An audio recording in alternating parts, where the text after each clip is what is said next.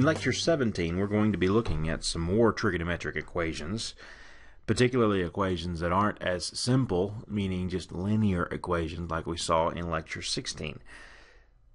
We are going to see that we can solve some trigonometric equations that may involve multiple trig functions, and we'll do that by either recognizing the form that they're in. For example, if we have one that's in quadratic form, we'll also be able to solve trigonometric equations using fundamental identities. We are not, however, actually going to do this this last objective that is listed on the slide. We're going to take that out for now and worry about that at a different point in time. So let's begin by looking at equations that turn out to be quadratic in form. So in this example, we're looking at 2 sine squared theta minus 3 sine theta plus 1. Now what I mean when I say quadratic in form is I'm referring to the fact that you have something written that can be expressed in the ax squared plus bx plus c format. Because we know back from our algebra that you can solve these types of equations relatively easily using one of 2 or 3 different techniques. You can use something called complete the square, you can use the quadratic formula, or if you're lucky, it will factor.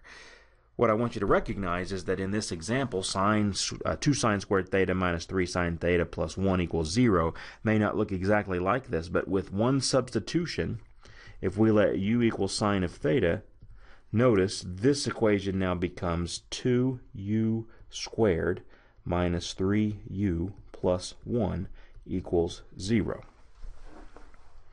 Because sine squared is just the square of my new u, and 3 sine theta becomes just 3u. And this equation is much easier then to solve because I can go through and use factoring to solve that equation. 2u and u, we know the second sign is positive, so these both have to be the same, and since this middle sign is negative, they're both negative. The only 2 things that multiply together to give me 1 are 1 and 1, and so you can check the outside gives you a minus 2u, and the inside gives you a minus u, which adds together to give you the minus 3u, which means we've got the correct factor. Then you set each factor equal to 0. 2u minus 1 equals 0, and u minus 1 equals 0. Adding the 1 to the other side, I get 2u equals 1. Dividing both sides by 2, u is equal to 1/2. And over here, adding 1 to both sides, I get u is equal to 1. Now, I've solved one of my equations, the one that I created after I did a substitution, but I still don't have the answer to what is theta, right? So to figure that out, you go back to your substitution. If u is 1/2, then I'm saying, just plug it in here. You got 1/2 equals sine of theta. So where is sine of theta equal to 1/2? Well, I pull out my trig function value cheat sheet or my table, or I just recall that the y coordinate is 1/2 on the unit circle when you're at angle pi over 6 and 5 pi over 6. So these thetas solve the original equation, but I've got another u, so I've got to look at that one as well. U is equal to positive 1, and there's only one place where sine is positive 1, and that's at theta equals pi over 2. So these 3 values are in the range from 0 to 2 pi. Those are all of my solutions to this equation. So convert it from trig function form using a substitution into quadratic, solve the quadratic, and then set the trig function equal to those solutions, and you'll be able to come up with the solution to the original equation. In this next equation, you'll notice that we have a little bit of a complication. For the first time, we see an equation that has 2 different trig functions involved. The only techniques that we have so far will handle equations that have a single trig function involved. So what we need to do is come up with a creative way to get this back to one that only depends on one of the 2 trig function values. Fortunately, we have some information that we know about sine squared that will allow us to do that. I've got a cosine in here, and I know that there is this formula out there, sine squared theta plus cosine squared theta equals 1, that relates sine squared to cosine squared.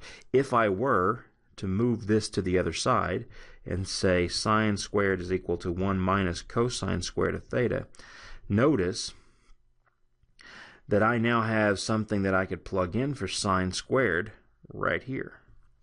If I plug that in, then what I will end up with is an equation that only depends on cosines and cosine squareds. But we can handle that. We've done the quadratic before.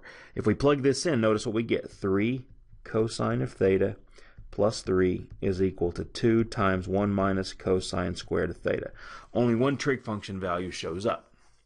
Now, because cosine is in there and cosine squared is in there, we'll never be able to combine those two together. So we've got to handle this the same way we did the previous one, and that is treat it as a quadratic.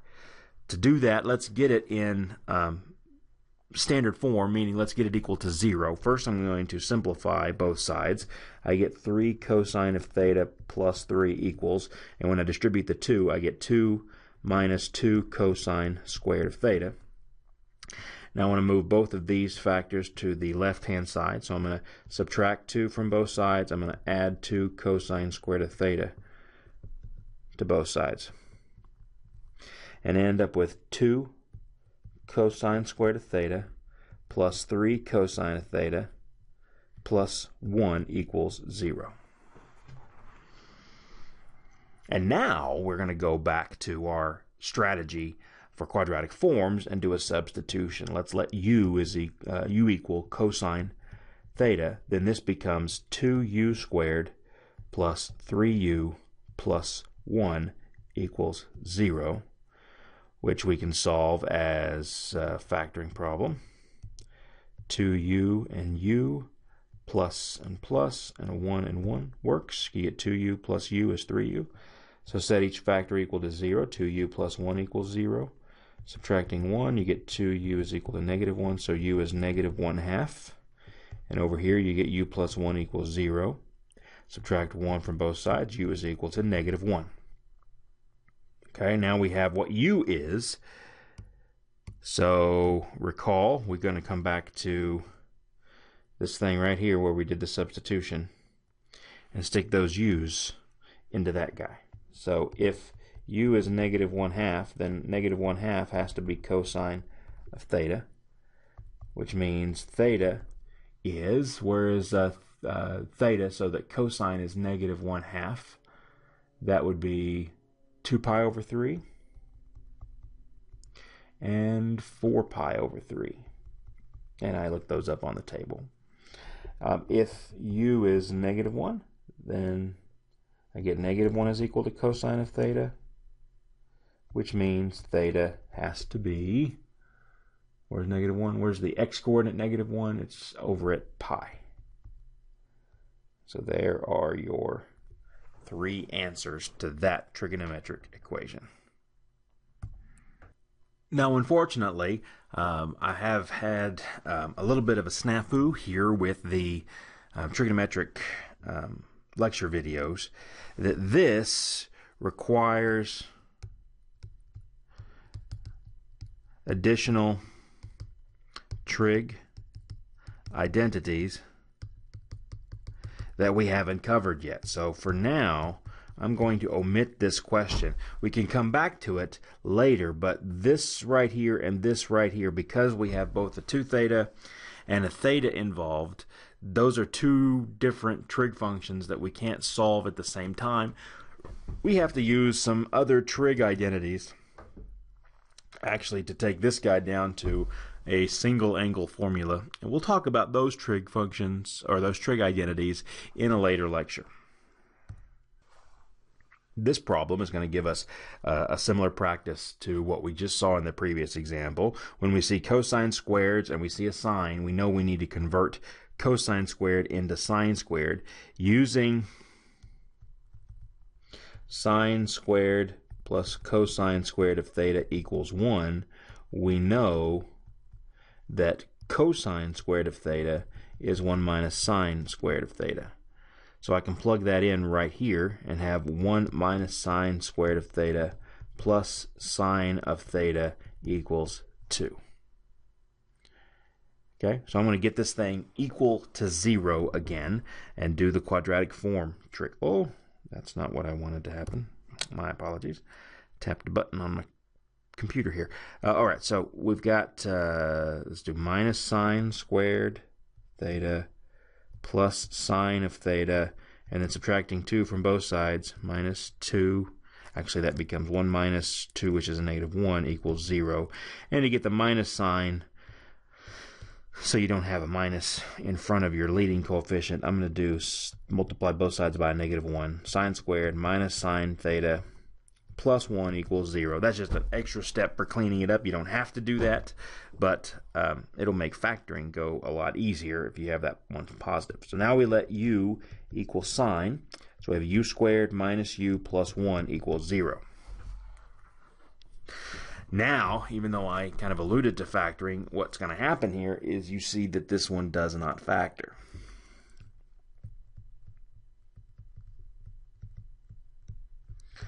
But that we're not stranded then, because we do have other tools to solve quadratic functions or quadratic equations when they don't factor. For example, we can use the quadratic formula.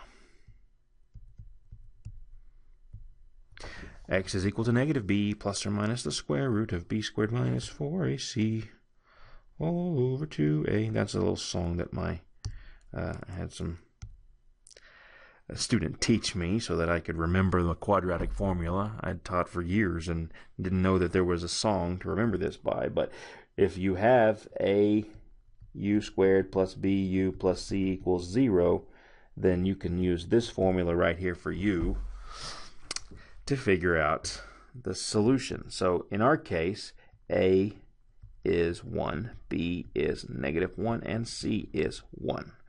All right, so plugging in, minus a minus 1 for b is goes right in there, and you take b squared, which is negative 1 squared, minus 4 times a times c divided by 2a, which is 2 times 1. So you get 1 plus or minus the square root of 1 minus 4 over 2, which is square root of negative 3 over 2. And now you see a problem.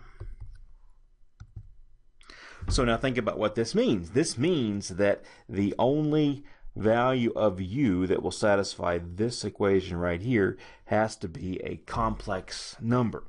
And we have no way of finding what theta angles give us a complex number. It doesn't fit our definition. So the answer on this is that there is no solution to our equation.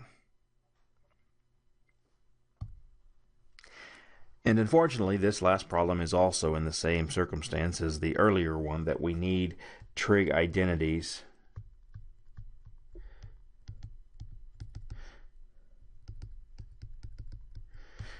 to simplify the equation, but those identities we have not yet covered, so I'm going to omit this from the lecture. And at this point, we've covered all we need to be able to solve trigonometric equations that are either simple and linear or quadratic, and that is sufficient for this point in the course series.